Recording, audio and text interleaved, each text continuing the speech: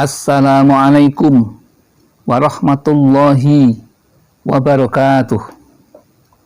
Bismillahirrahmanirrahim. Alhamdulillahi rabbil alamin. Wal aqibatu lil muttaqin. Wal khusranu lil asin. Allahumma sholli wa sallim ala sayyidina Muhammad wa ala alihi wa sahbihi wa man tabi'ahum ila yaumiddin. Amma ba'd. Jamaah Al-Fatih Channel yang dirahmati oleh Allah, mari kita bersama untuk selalu bersyukur kepada Allah, karena Allah selalu melimpahkan rahmat dan nikmatnya kepada kita. Dengan itu kita dapat selamat dan bertemu dalam keadaan sehat walafiat. Maka mari kita ikrarkan rasa syukur kita dengan membaca kalimat tahmid, Alhamdulillahirabbil alamin.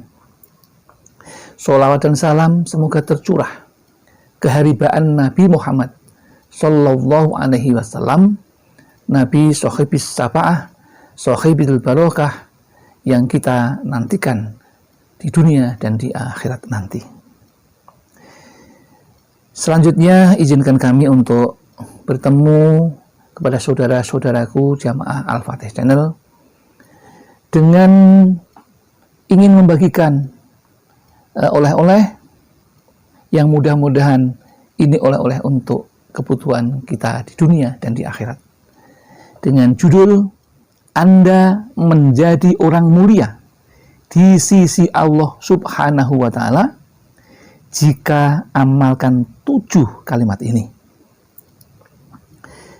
Apa itu 7 kalimat yang menyebabkan manusia mulia di sisi Allah itu? Kita harus tahu. Oleh karena itu, mari kita mulai dengan yang disanadkan oleh Al-Faqih Abu Lais As-Samarqandi. Beliau menegaskan, orang yang selalu mengamalkan 7 kalimat pasti mulia di sisi Allah, mulia di sisi malaikat, dan diampuni dosanya sekalipun sebesar buih di lautan, dan diberi nikmatnya beribadah. Hidup atau mati baginya sama saja baiknya. Lalu apa itu? Maka kita perlu tahu 7 kalimat yang menyebabkan kita menjadi orang mulia di sisi Allah. Tidak lain adalah 1. Sebelum melakukan pekerjaan apapun yang amal baik maksudnya, tidak lupa membaca basmalah atau Bismillahirrahmanirrahim. Jadi segala sesuatu yang akan kita kerjakan yang baik itu sebaiknya dimulai dengan basmalah. Mengapa? Karena pekerjaan yang dimulai tidak diawali dengan basmalah, maka tidak akan dicukupi rahmatnya dari Allah. Maka supaya kita mendapatkan rahmat kasih sayang Allah, maka segala sesuatu kita mulai dengan basmalah agar mendapatkan berkah dari Allah Subhanahu wa Ta'ala. Kemudian kalimat yang kedua, sesudahnya mengucapkan hamdalah, sesudah kita melakukan pekerjaan apapun yang diawali dengan basmalah, maka setelah selesai kita mengucapkan Alhamdulillahirabbil alamin. Maka kita kalau melakukan 2 itu sudah termasuk orang yang mulia di sisi Allah. Tapi ada 7. Kemudian yang nomor 3 bagaimana? Yang nomor 3 adalah jika terjadi kekeliruan, segeralah beristighfar. Ada kekeliruan dalam mengerjakan atau kekeliruan dengan kaitannya dengan orang, maka kita segera beristighfar dan mohon maaf.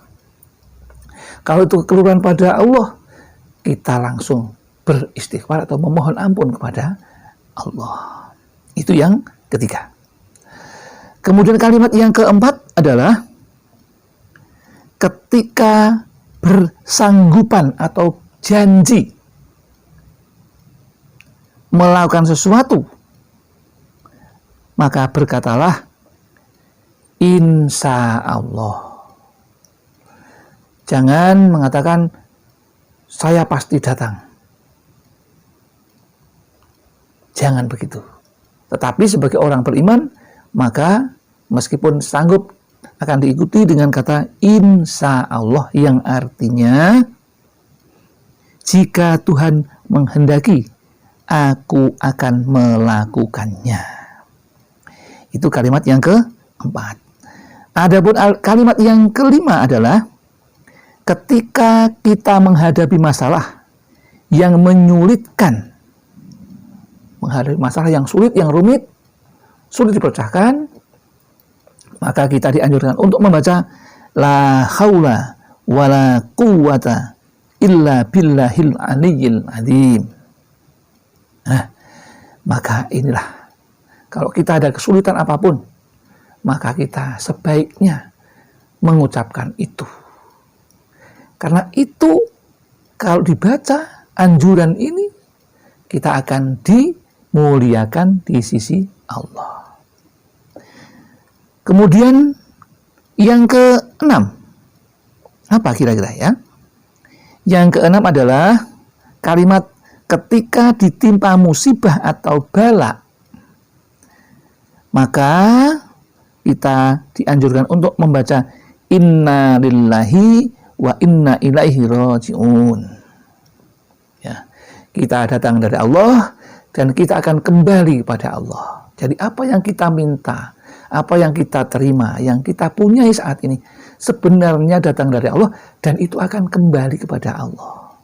Maka ucapkanlah kalimat itu ketika kita ada musibah.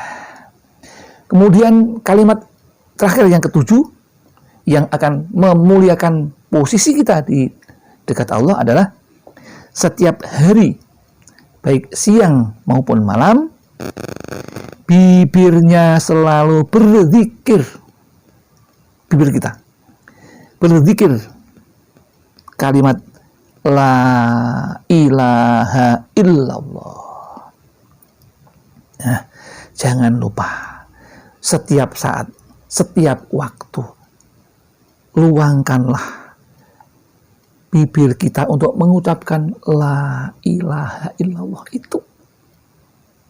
Bahkan kalau kita itu membacanya itu sambil memanjangkan la ilaha illallah, kemudian mengucapkannya itu dengan ikhlas, hanya semata-mata karena Allah, maka lalu dipanjangkan itu, pasti dosanya dihapus oleh Allah sebanyak 4.000 dosa besar. Sekarang ditanya, jika dosanya tidak sampai 4.000, lalu jawabnya, untuk menghapus dosa tetangga dan keluarganya yang muslim.